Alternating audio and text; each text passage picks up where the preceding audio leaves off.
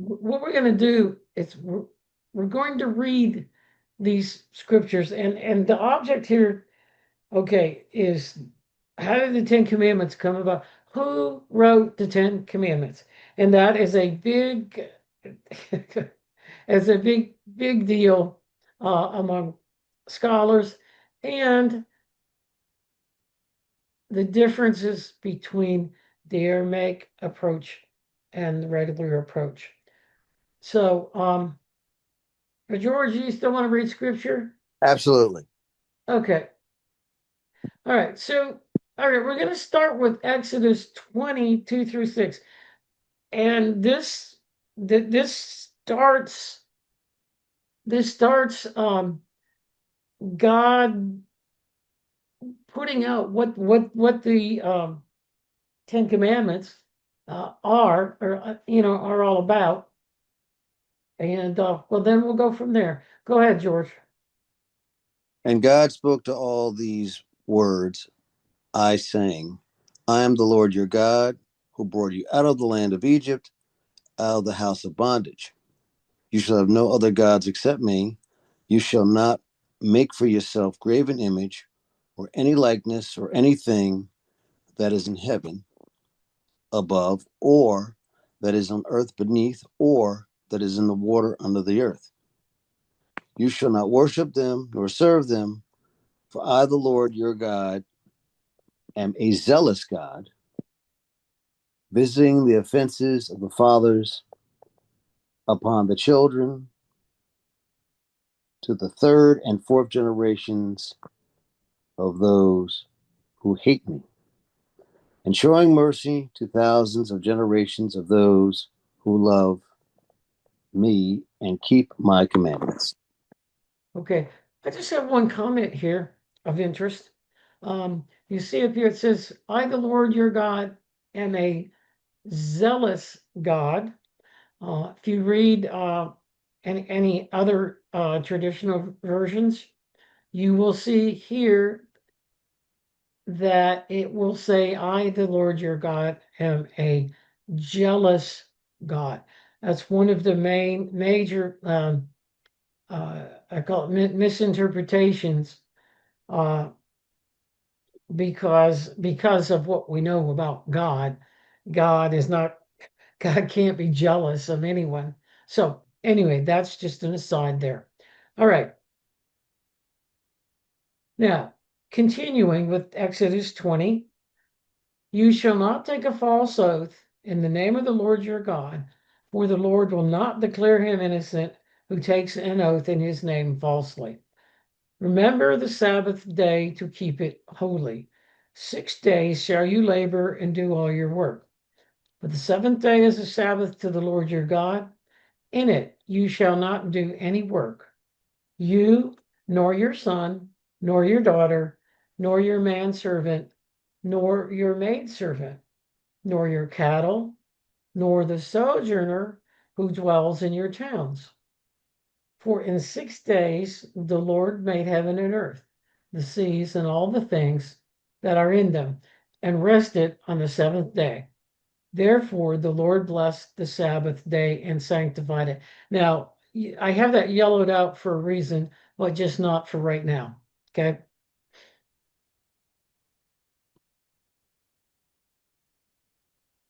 Honor your father and your mother, that your days may be long upon the land which the Lord your God gives you. You shall not kill, you shall not commit adultery, you shall not steal, you shall not bear false witness against your neighbor.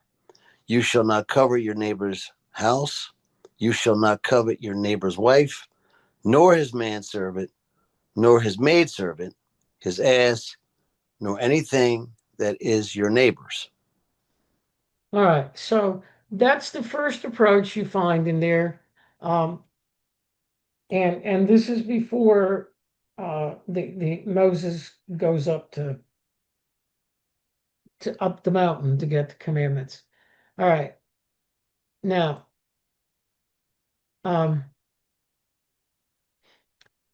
now we go to um, another scripture which is just talking about how it was written or whatever. So this is Exodus 32.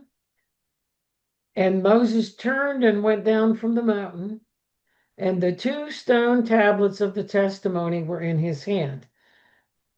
The tablets that were written on both sides, on the one side and on the other side, were they written. The tablets were the work of God, and the writing was the writing of God engraved upon the tablets. Now, this is very ambiguous in my mind. So let's keep looking at where it talks about it. Uh, Several places. Okay. Um, And he, and I'm go sorry. ahead. I'm sorry. Go ahead.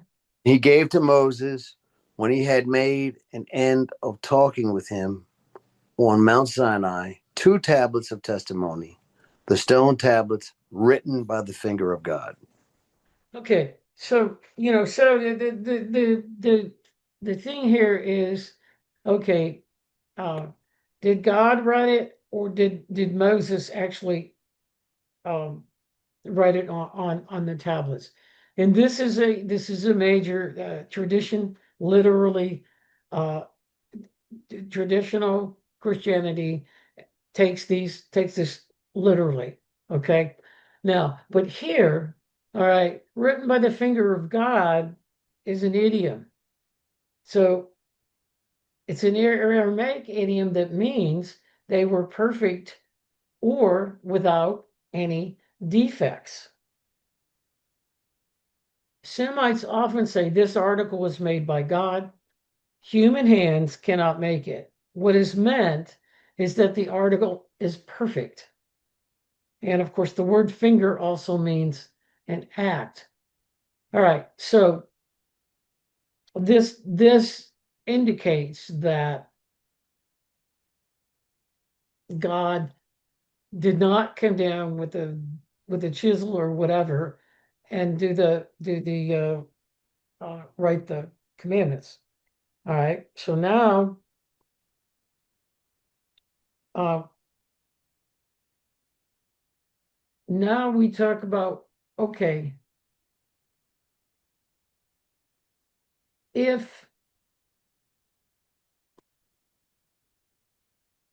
we think about, okay, God wrote these commandments, gave them to Moses. Okay, he wrote on the stones, he gave them to Moses, and that's what's usually, and he just dropped them in here to Moses, and that's where it gets its miracle qualities. But let's think about this. God is spirit. Okay, now, but ancient writers, and even today, sometimes often portrayed God as a person, a man with fingers, hands, feet, eyes, and heart, so that the divine spiritual attributes could be explained. Well, here's the thing. All right, now if God is spirit, God, God don't have a finger to write with, or God doesn't have a hand or not. God is just spirit. Okay. So, but it doesn't take away from the meaning. They were inspired by God, but God gave Moses strength, wisdom, and understanding to engrave the tablets without a flaw. Engraving of so many words on 2 tablets on a desolate mountain was not an easy job. It could not have been accomplished without divine help, guidance, and inspiration. So the Lord dictated the commandments, but it was Moses who inscribed them on the stone tablets. In the Near East, one who dictates is known as the author of the written material. The Lord God was the author of the commandments. Moses simply acted as a scribe. And Moses wrote all the words of the Lord. Okay, that's just giving you a picture of God. And the thing about it is we learn that God is spirit from Jesus. Okay. Back then they did not know that, because remember, these people were in the desert, and they were unaware of many things. Okay.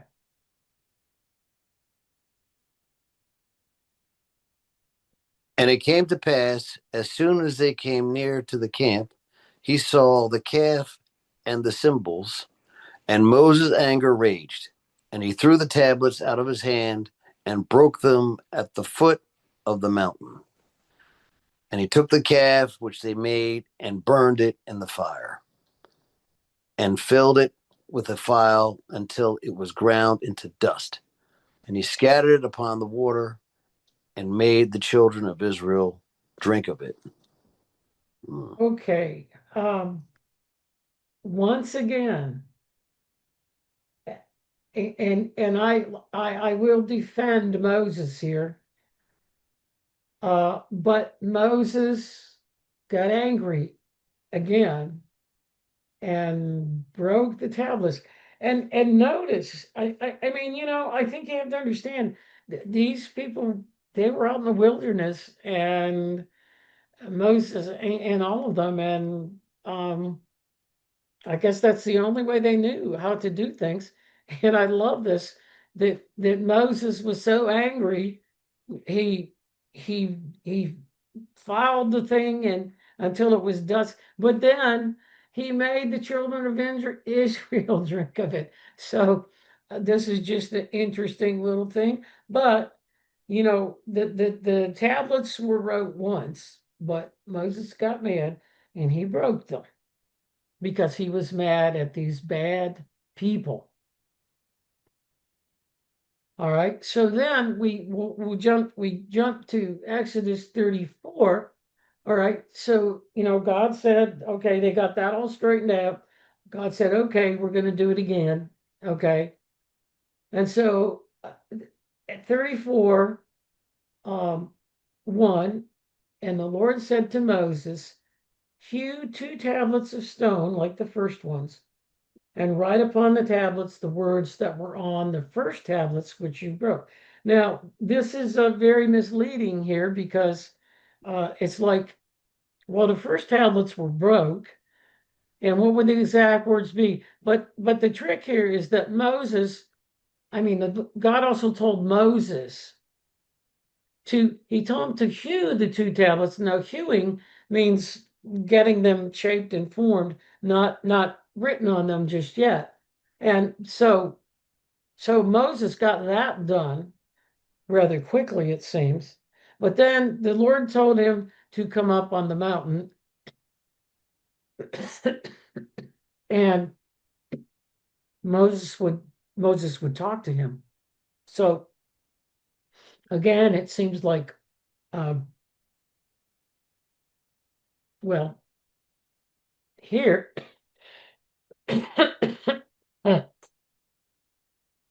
um here it seems that um that God was writing it again. Moses was taking the hewed tablets and God was supposedly writing it again. That is the way that it has been taken. However, Moses hewed 2 tablets of stone like the first ones, and he arose early in the morning and went up to the top of the mountain, as the Lord had commanded him, and took in his hand the 2 stone tablets. And so they God was writing. I don't have all the verses because it would have been too long. But so God was going to write on the tablets again, and that was the interpretation that came out of that God wrote on the tablets again. However, when you go to 34, 27 and 28, and the Lord said to Moses, write these words. For by these words I have made a covenant with you and with all Israel. So, so here again, Moses wrote on the stones. And clearly, okay, and he was there with the Lord 40 days and 40 nights. He neither ate bread nor drank water, and he wrote upon the tablets the words of the covenant, and the Ten Commandments were the words of the covenant. So, okay, so not a really big deal as to who wrote the Ten Commandments, but from the Aramaic interpretation, um, God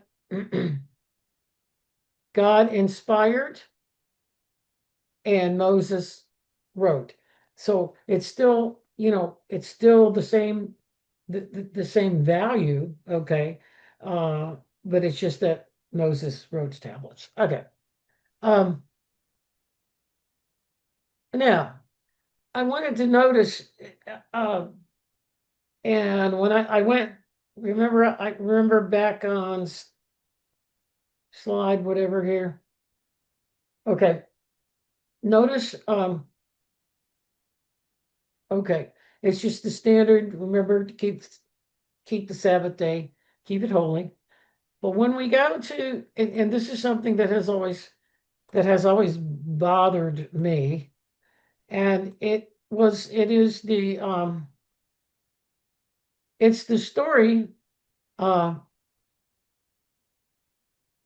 well, you shall keep the Sabbath, for it is holy to you. Same words, right? However, so this is added. Okay, now this is the only place this is added. Well, and then when you get to Deuteronomy, they do the Ten Commandments again, but it's not there either. Everyone who defiles it shall surely be put to death, and whoever shall do any work on it on the Sabbath, that soul shall surely be cut off from among his people. 6 days you shall do work, but the seventh day is the Sabbath of rest, holy to the Lord. Whosoever does any work on the Sabbath day shall surely be put to death. So I just wanted to put that in there because that's what always bothers me, about Moses. And of course, remember we talked about the fact that it wasn't really God that said they would be put to death. Um, Moses had to figure out something for the rebellious, stiff-necked people he was dealing with. All right, so, and I thought I would just put this in here just for some understanding, because if you noticed, okay, the Ten Commandments, um, there's no love in the Ten Commandments. You never see the word love in the Ten Commandments, and you don't see forgiveness, you just see that hard harshness. Well, here is the Mosaic Law is one of the severest laws in the world. This is because the law was revealed and written in the wilderness desert for a semi-nomadic people who were illiterate, stubborn, and rebellious. Desert people could not understand sympathy and forgiveness.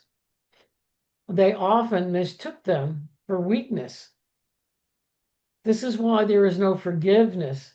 See, there's no love and there's no forgiveness in the Mosaic Law and the Ten Commandments. Okay, so the culprit has to pay the penalty whether he repents or not. All right, now hold on.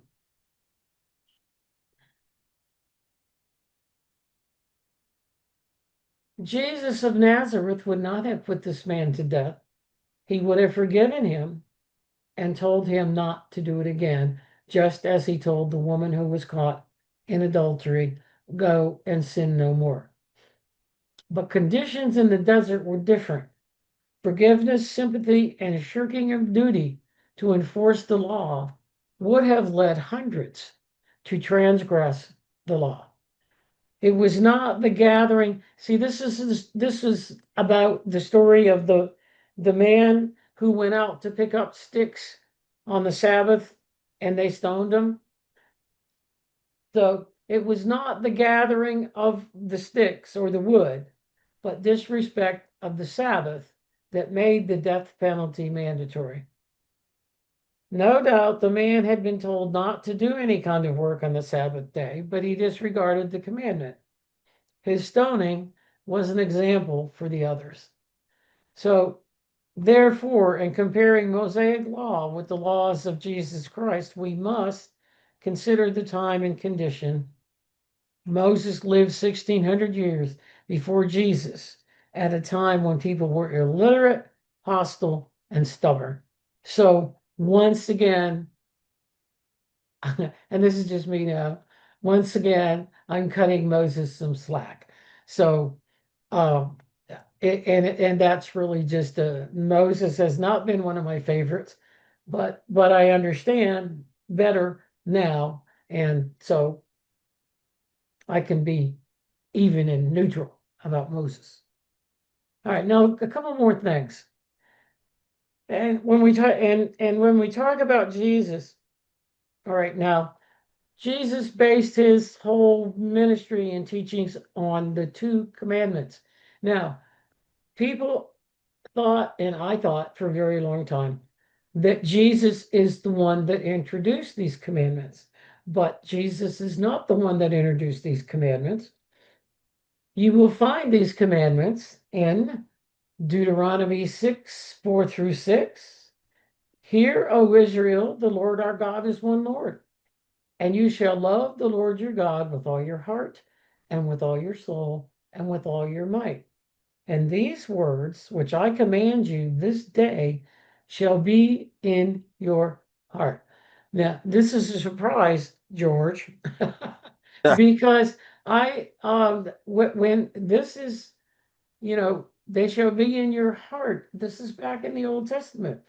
This is what Jeremiah talked about, and of course Jesus. But these commandments originated in the Old Testament. You should not bear enmity against the children of your own people, but you shall love your neighbor as yourself. I am the Lord. Now, um, let me do this first. Okay, so there's okay, people, scholars, sometimes others will talk about the fact that these laws were tribal laws. And at that point in time, they only applied to the 12 tribes. And that's what they were called tribal laws. But, and the law, these laws, even today, these laws are the Torah and the foundation of Judaism from then till through today.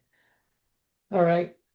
Now, so the Ten Commandments, now, yes, they were tribal laws then, but Christian theology, let's remember, Christianity Christianity and religions are developed by mankind, humankind, okay? And so they pulled out, and the Ten Commandments are central to Christian theology. Now,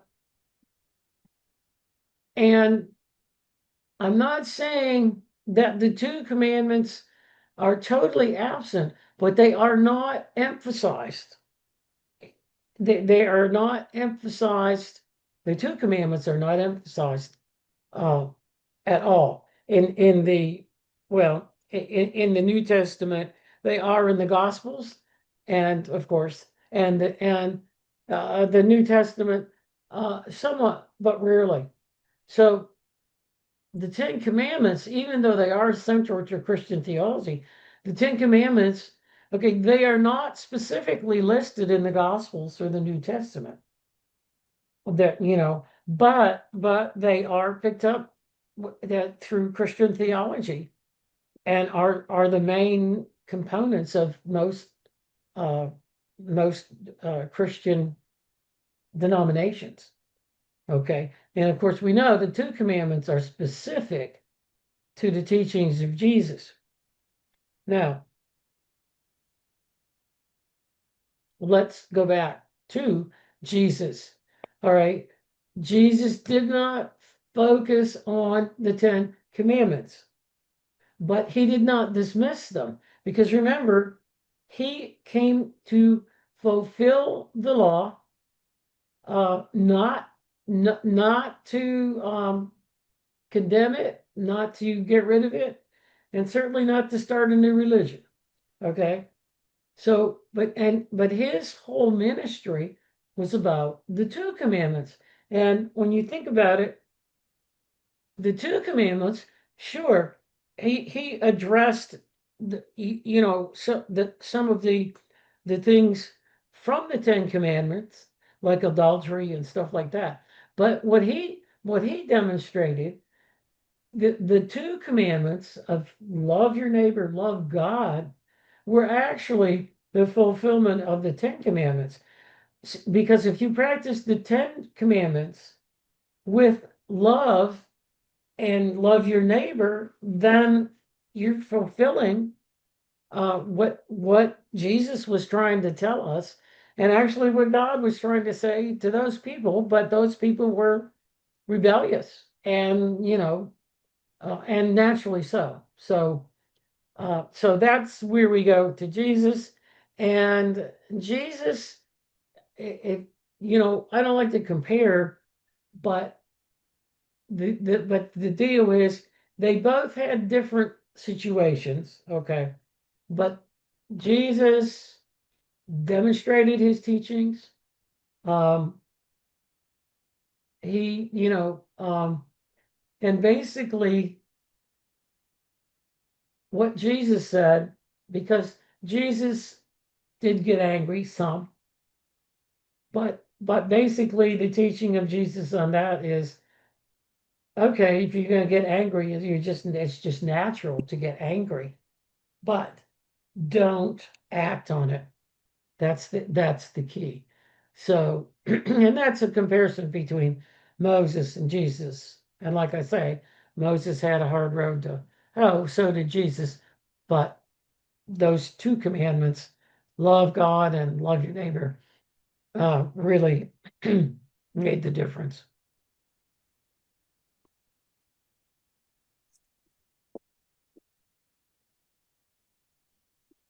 Okay. Appreciation contributions. Thank you so much, all of you. And just questions, thoughts, comments, and what would you like to hear about in the future? Because I gotta make some plans for the future. Anybody have any, or does anybody have any input on all the stuff tonight?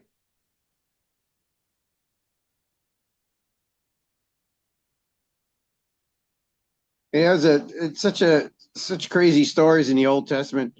I mean, imagine if we started murmuring against you, so you started burning things and making us eat the powder of it. And I like it better this way. It is. It makes me wonder why. I mean, I well, I understand it's the Torah, and so I understand, that it's Judaism, it's Jude, but it's kind of like, but that is that's the history of their people, and they really, the Jews really groove on that. But it is, I mean, and I would never try to teach like Leviticus and Numbers because those rules and those laws they have in there, I mean, we could have a good time laughing about it because they are just so, oh God, you know. But anyway, all right, so we're through with Moses. Anybody else got anything to say? I thought it was pretty cool. I had no idea that the two great commandments from Jesus were in the Old Testament.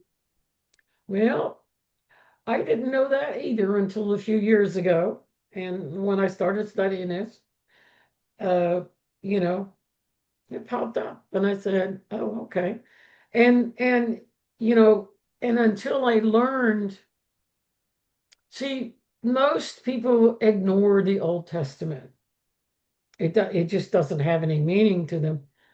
But once you study the teachings of Jesus and understand that Jesus was teaching the Torah, but he added in there the love your neighbor and love God. And that's why it said Jesus came to fulfill the law. Those people back then, and I guess maybe the Jewish people now, I mean, they had that. You saw it, they had that, but it just never, it really never was fulfilled. And the prophets, Jeremiah especially, uh, talked about that, and the fact that the new covenant, which basically is those two, love your neighbor and love God. Jeremiah talked about it, but again, it came and was fulfilled. It was fulfilled through Jesus, technically, okay. But remember, the Jewish people rejected Jesus, so that fulfillment you could just kind of forget about. And the Christian, um, when they started to build Western Christianity, um, well, the Gospels got lost, and so did those love your neighbor and whatnot. Not always, but some. So, and the other thing about it, when I looked up, I looked up some things about different denominations. If there were any denominations that didn't keep the Ten Commandments at their core, and I don't know, I don't have the names of the denominations, but there are some denominations that have started and they use the two commandments, love God and love your neighbor, and they do not have the Ten Commandments as their core thing based on the Christian theology.